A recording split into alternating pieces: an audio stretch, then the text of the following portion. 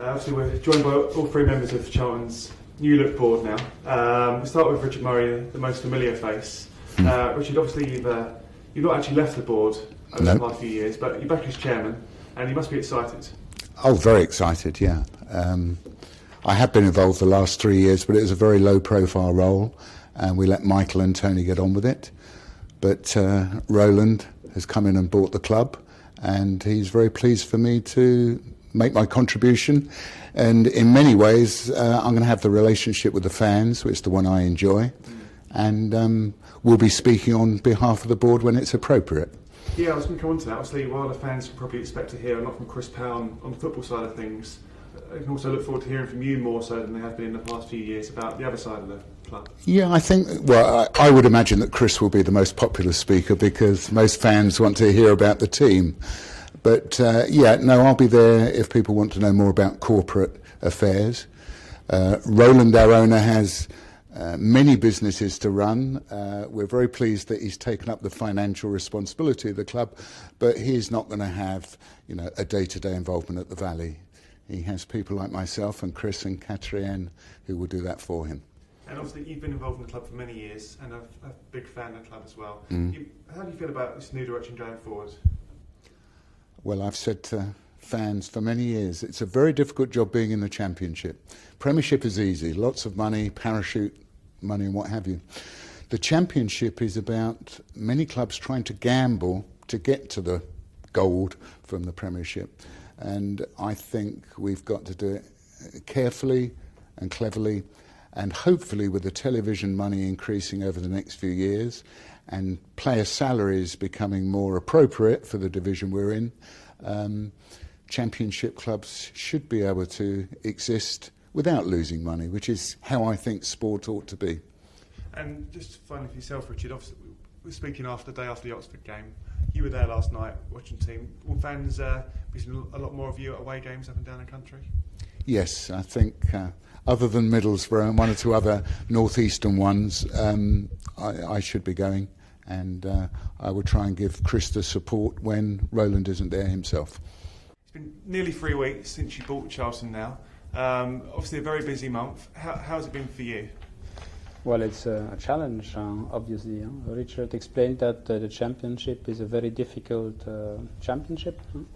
And indeed, many clubs are spending too much money in the hope that they will go to the Premier League. And the challenge is, in fact, to succeed in staying. That's our objective this year. And later on, to build on growing to possibly go back where, in fact, this club needs to be long term. Obviously, since with the financial fair play rules, etc., I think there will be more need now for teams to be smarter in terms of what players they have, but especially also homegrown players will become much more important in the future. And I think Charlton has an incredible position today, and can leverage much more than the past few years on its homegrown players, and that will certainly be a very important thing for the future to try to develop the reputation further, because we have a very good reputation on that one of the homegrown players. As we said to Richard, we're speaking after the Oxford game, and last night we saw another young Charlton player make his debut in Diego Poyet, one of several over the past year who've made that. And as you mentioned, the academy is a really important aspect of fans. They love seeing homegrown players and local players come through, so they'll be pleased to hear that you're as committed to that as they are. Well, they should know that also for Standard Liège, this is the recipe of success. We have many. Last game also in Standard Liège, a youth player made his debut, and we typically play with 4 or 5 homegrown players in the first team this year. So that's I think the way to do it in the future, and I will also very much appreciated by the fans if we do that. It's just over 3 weeks, just under 3 weeks, as we say, since you bought the club. But obviously, discussions were taking place before Christmas. Well, why Charlton, and what attracted you to Charlton? Well, in the first place, the history of Charlton, of course, but also the fact that it is a a club with a very good youth academy, and that this perfectly fits for a club which will try to fight back again with natural means and not with just money, because of course you cannot continue to spend money all the time. So in this instance, I think many clubs which think that they just can buy success by money will feel that it will not work like that anymore in the future.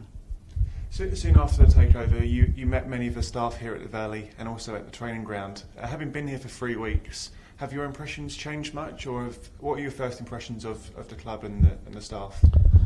Well, when I came, of course, I knew the reputation of the club, but I didn't know the people yet. So now I'm learning to know the club somewhat better. And okay, I think there are like in any new thing you learn to know, there are positive sides, and then there are things which need to improve in the future. And so, but I think we should take the time to do that and try to improve all together. And what is also a very important strength of the club is the fan base, and I think that also is something I think we need to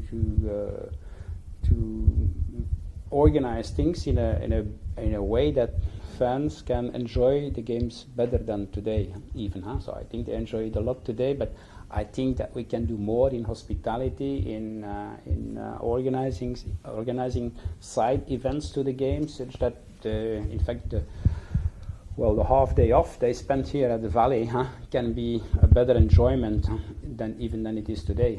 So there are this is a small example of things which can be improved. So from what you're saying, it's clearly not just the first team you're focused on, it's the academy, it's the fans, it's the stadium, it's everything. Yes, because a fan of a club is obviously a fan of the first team, but he should also be, or he is typically interested also in the academy. Many people also come to the game because in fact they're friends with other fans, and so it's a kind of meeting point for everybody, you know. And therefore, I also think we should make sure that it is not too expensive for the people to come here and to enjoy their stay here. It should be really something where they have a lot of pleasure doing. And it's like the bi-weekly event, sometimes or more frequently than bi-weekly, to meet with their friends again and have a great time together. We mentioned you meeting the staff. Obviously, the key member of staff from a fan's point of view is Chris Powell, and the first team manager. I guess he's someone you've been working very closely with since buying the club. How's your relationship developing with Chris? I don't know him so well yet, but I know that he's a great person, great personality, and I think a very good coach, also from what we have seen. I guess being January and the transfer window being open, I mean, we've spoken earlier about the need to be smarter than perhaps some other clubs have been, but Chris, like any manager, will be talking to his new owner and his new chairman and saying, you know, what about this player, what about the contract for this player, etc., etc. Are those the sort of discussions that are taking place now?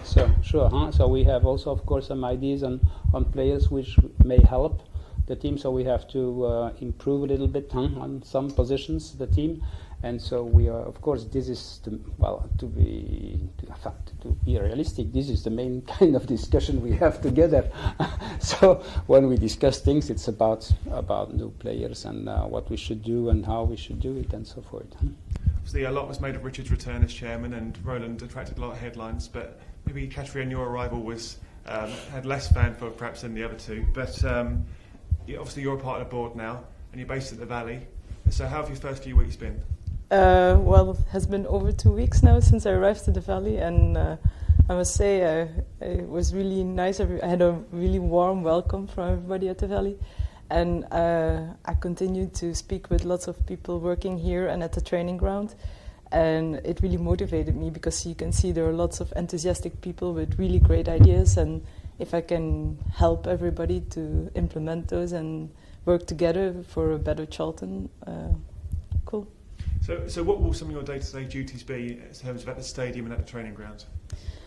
So here at the Valley, I will be working mostly with the management team, which is Ben, Steve, and David. So we have on a regular basis management meetings, but also with the rest of the staff, of course, trying to install weekly meetings after the games. Obviously, there have not been too many games because there was an unexpected mud bath that we saw.